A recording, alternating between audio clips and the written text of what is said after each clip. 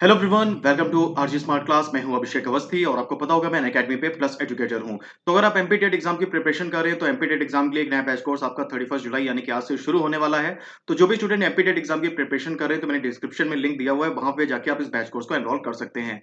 और अगर अभी तक आपने अनअकैडमी प्लस का सब्सक्रिप्शन नहीं लिया है तो ये अनअकैडमी प्लस का सब्सक्रिप्शन प्लान है। 1 ईयर का सब्सक्रिप्शन जो पहले आपको 4500 में मिल रहा था, तो अभी आपको 80% का डिस्काउंट दिया जा रहा है। तो ये सब्सक्रिप्शन आपका हो जाता है सिर्फ 899 का। और इसमें भी अगर आप रेफरल कोड यूज कर लेते हो ABRG10 तो आपको 10% का और डिस्काउंट मिल जाता है। और आपको पता होगा अगर आप अनअकैडमी प्लस को ज्वाइन करते हैं तो आपको बहुत सारे यूनिक फीचर मिलते हैं। तो आज ही अनअकैडमी प्लस का सब्सक्रिप्शन लें और अच्छे से अपनी प्रिपरेशन जो है उसको शुरू करें।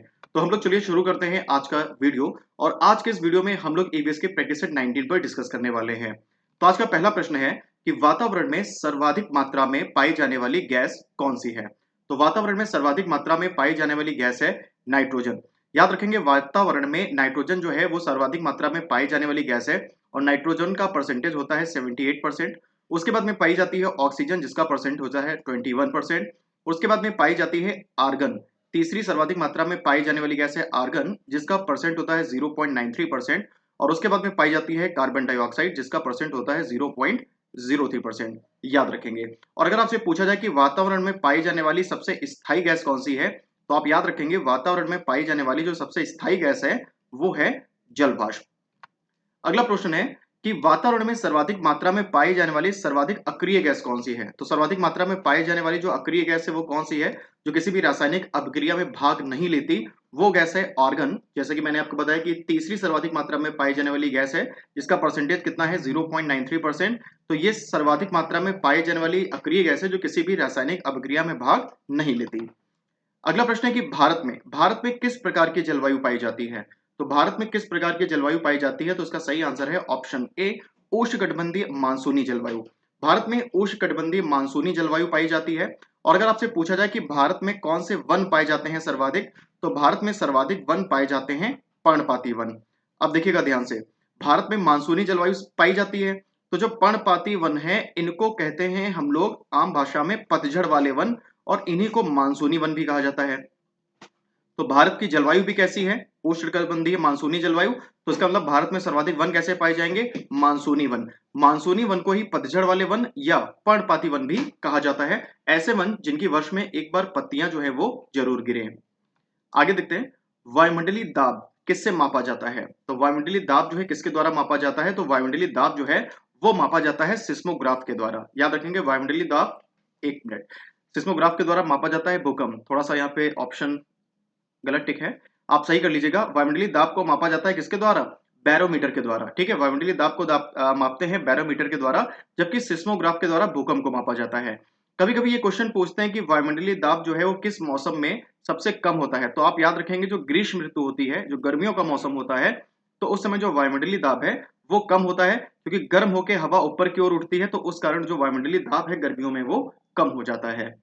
आगे बढ़ते हैं, वायुमंडल की जो सबसे निचली परत है वो क्या कहलाती है।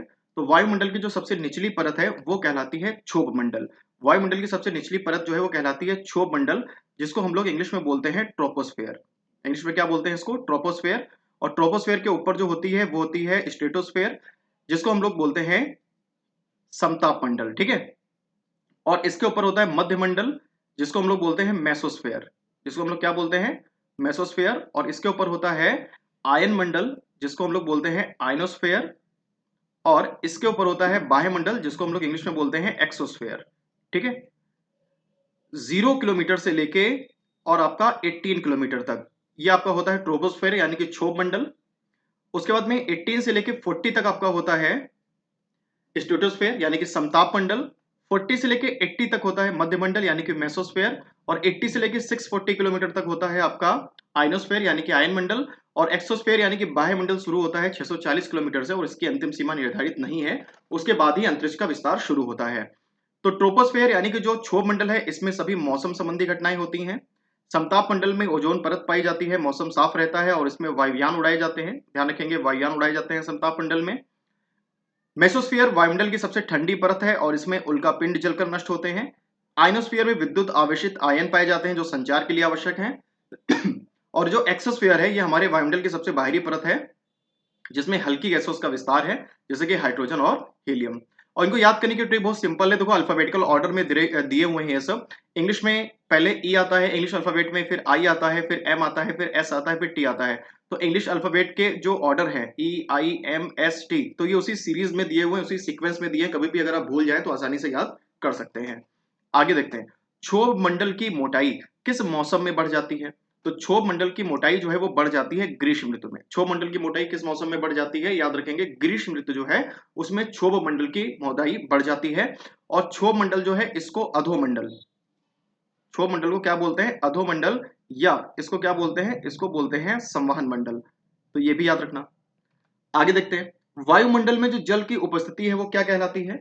तो वायुमंडल में जो जल की उपस्थिति है उसको कहते हैं आर्द्रता। और आर्द्रता को मापा जाता है हाइग्रोमीटर के द्वारा। किसके द्वारा मापा जाता है? हाइग्रोमीटर के द्वारा।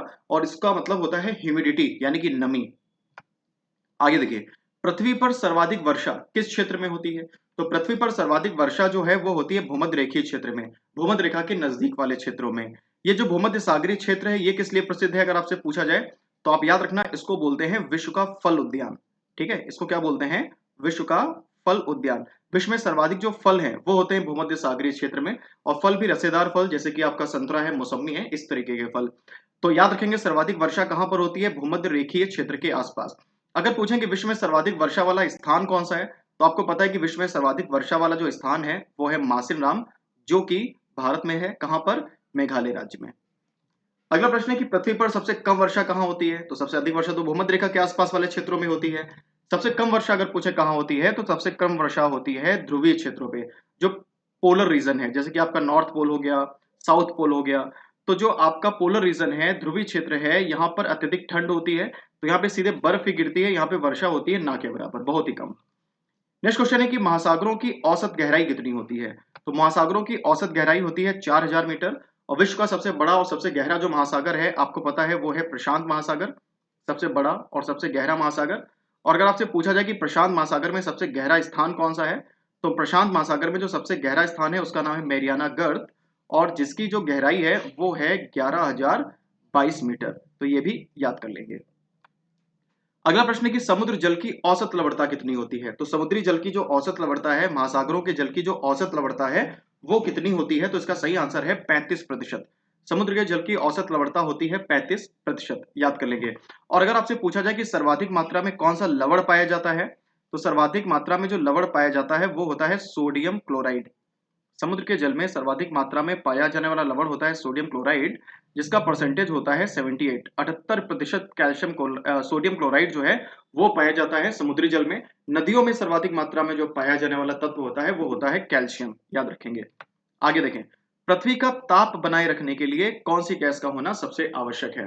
तो पृथ्वी का ताप बनाए रखने के लिए कौन सी गैस होना आवश्यक है? Carbon dioxide. देखो धरातल पर जो कार्बन डाइऑक्साइड पाई जाती है, जो गर्मी पाई जाती है, तो वो जब वायुमंडल में रिलीज होती है, पृथ्वी की ऊष्मा जब वायुमंडल में रिलीज होती है, तो वायुमंडल में जो गैस पाई जाती है CO2 यानी कि कार्बन डाइऑक्साइड, तो ये वायुमंडल में इसको रोक के रखने का कार्य करती है, कुछ भाग इसका अवशोषित कर लेती है। तो जिससे पृथ्वी का तापमान गर्म रहता है। अगर CO2 ना होती तो पृथ्वी अत्यंत ठंडी हो जाती और यहाँ पे जीवन भी पॉसिबल नहीं होता। लेकिन जब ये कार्बन डाइऑक्साइड की मात्रा बढ़ने लगेगी, जब कार्बन डाइऑक्साइड की मात्रा बढ़ने लगेगी तो ये पृथ्वी के द्वारा परावर्तित ऊष्मा को अधिक मात्रा में रोकने लगेगी, जिस वजह से जो पृथ्वी का तापमान है वो जरूरत से ज्यादा बढ़ने लगेगा। और इसी कंडीशन को क्या बोलते हैं? इसी कंडीशन को बोलते हैं ग्लोबल वार्मिंग। जब तापमान जरूरत से ज्यादा बढ़ने लगे तो उस कंडीशन को ही क्या कहा जाता है? ग्लोबल वार्मिंग, यानी कि वैश्विक तापन। भारत में सबसे पहले मानसून जो है वो किस राज्य में आता है? मानसून की एंट्री भारत में सबसे पहले किस राज्य में होती है? सही आंसर है आपका केरल। देखो, अगर आप इंडिया का मैप देखेंगे तो कुछ इस तरीके से इंडिया का मैप होता है। तो आपको पता है कि सबसे ऊपर यहाँ पे हम लोग क्या बनाएंगे? नॉर्थ, यहाँ पर होगा साउथ, यहाँ पे होगा ईस्ट और यहाँ पे होगा वेस्ट। तो भारत में मानसून आता है साउथ वेस्ट से, यानी कि दक्षिण पश्चिम से। और सबसे पहले किस राज्य में टकराता है? केरल में। तो भारत में सबसे पहले मानसून आता है केरल में, याद रखेंगे। नेक्स्ट क्वेश्चन है कि भारत में सर्वाधिक वर्षा किस मानसून से होती है? तो इसका आंसर मैंने अभी आपको बताया कि भारत में सर्वाधिक वर्षा होगी दक्षिण पश्चिम मानसून से। क्यों? क्योंकि मानसून आता ही दक्षिण पश्चिम दिशा की तरफ से है और सबसे पहले टकराता है किस राज्य में? केरल में। नेक्स्ट क्वेश्चन है कि विश्व आर्द्र भूमि दिवस कब मनाया जाता है? आर्द्र भूमि यानी कि वेटलैंड। तो विश्व आर्द्र भूमि दिवस जो है ये मनाया जाता है 2 फरवरी को। आर्द्र भूमि के संरक्षण के लिए रामसर सम्मेलन का आयोजन किया गया था। और अगर आपसे पूछा जाए कि भारत में कितने रामसर स्थल हैं, बहुत इंपॉर्टेंट है। तो आप याद रखोगे भारत में 42 यानी कि 42 रामसर स्थल हैं। भारत में कितने रामसर स्थल हैं? तो अभी मैंने आपसे पूछा, तो इसका आंसर आपको पता चल गया। भारत में कितने रामसर स्थल हैं? 42 रामसर स्थल हैं और इसे आर्द्रभूमि स्थल या फिर वेटलैंड भी कहा जाता है। सुंदरवन का डेल्टा जो है वो भी रामसर स्थल में ही आता है। सुंदरवन का डेल्टा भी आर्द्रभूमि क्षेत्र है जहां पे मैंग्रोव वनों की दिखता है। अगर आपसे पूछा जाए कि मैंग्रोव वनों में किस प्रकार के वन आते हैं, तो जैसे कि आपका सुंदरी का वृक्ष, ये मैंग्रोव वन का एक प्रकार है। केवड़ा का वृक्ष, तो ये भी मैंग्रोव वन का प्रकार है। ध्यान रखेंगे इसको। अगला प्रश्न है कि भारत में सर्वाधिक रामसर स्थल जो है वो कहाँ स्थित हैं? तो भारत में सर्वाधिक जो रामसर स्थल हैं वो जम्मू कश्मीर में स्थित है। भारत में सर्वाधिक रामसर स्थल कहाँ स्थित हैं? जम्मू कश्मीर में स्थित है। और नेक्स्ट क्वेश्चन है कि भारत में सर्वाधिक आर्द्रभूमि क्षेत्रफल वाला राज्य कौन सा है? तो भारत में सर्वाधिक आर्द्रभूमि क्षेत्रफल वाला जो राज्य है वो है गुजरात। देखो, सर्वाधिक आर्द्रभूमि स्थल कहाँ स्थित है? जम्मू कश्मीर में। लेकिन सबसे अधिक जो क्षेत्रफल है आर्द्रभूमि का वो कहाँ है? वो है गुजरात में। याद कर लीजिएगा इसको। अगला प्रश्न है कि भारत में सर्वाधिक आर्द्रभूमि क्षेत्रफल वाला स्थल कौन सा है? अगर हम लोग पर्टिकुलर किसी एक स्थल की बात करें कि सबसे बड़ा आर्द्रभूमि स्थल कौन सा है, तो वो है वेम्बनाथ झील। वेम्बनाथ झील जो है ये केरल में स्थित है और आपने पढ़ा होगा इसके बारे में कि ये नौका दौड़ के लिए प्रसिद्ध है। केरल में एक त्योहार होता है ओणम, तो ओणम त्योहार के अवसर पर इसमें नौका दौड़ का आयोजन किया जाता है। और इसी झील में एक द्वीप स्थित है जिसका नाम है वेम्बनाथ। इसी झील में एक द्वीप स्थित है जिसका नाम है वेम्बनाथ, जिस पर भारत का सबसे छोटा नेशनल हाईवे स्थित है NH-47A और इसकी लंबाई है मात्र 6 किलोमीटर। तो याद रखेंगे वेम्बनाथ झील पर एक द्वीप है जिसका नाम क्या है? जिसका नाम है वेलिंगटन। वेम्बनाथ झील पर जो द्वीप है उसका नाम क्या है? वेलिंगटन। और वेलिंगटन जो द्वीप है इसी पे सबसे छोटा नेशनल हाईवे स्थित है भारत का NH-47A, जिसकी लंबाई मात्र 6 किलोमीटर है। अगला प्रश्न है कि हाथी घास किसे कहा जाता है? तो हाथी घास किसे कहा जाता है? तो इसका सही आंसर है सवाना। हाथी घास कहा जाता है सवाना को। और सवाना जो घास है ये पाई कहाँ जाती है? सवाना जो घास है ये पाई जाती है अफ्रीका में। प्रेरी कहाँ पाई जाती है? प्रेरी पाई जाती है उत्तरी अमेरिका में। पंपास कहाँ पाई जाती है? पंपास पाई जाती है दक्षिणी अमेरिका में। और स्टेपिज जो घास के मैदान है ये कहाँ पाए जाते हैं? तो स्टेपिज घास के मैदान पाए जाते हैं एशिया एवं यूरोप में। तो इसको भी याद कर लीजिएगा। तो ये आज के कुछ इंपॉर्टेंट क्वेश्चन थे जो अभी हम लोगों ने डिस्कस किए। अगर ये क्वेश्चन आपको अच्छे लगे हो, ये वीडियो आपको अच्छा लगा हो तो इसे लाइक करिएगा, शेयर करिएगा और कमेंट करके जरूर बताइएगा कि वीडियो आपको कैसा लगा और कितने क्वेश्चंस आपके सही हुए। और अगर आप इसका पीडीएफ डाउनलोड करना चाहते हैं तो आप हमारे टेलीग्राम चैनल से डाउनलोड कर सकते हैं। टेलीग्राम चैनल का लिंक भी डिस्क्रिप्शन में दिया हुआ है। तो आज के लिए इतना ही, मिलते हैं अगले वीडियो में, तब तक के लिए गुड बाय, थैंक यू।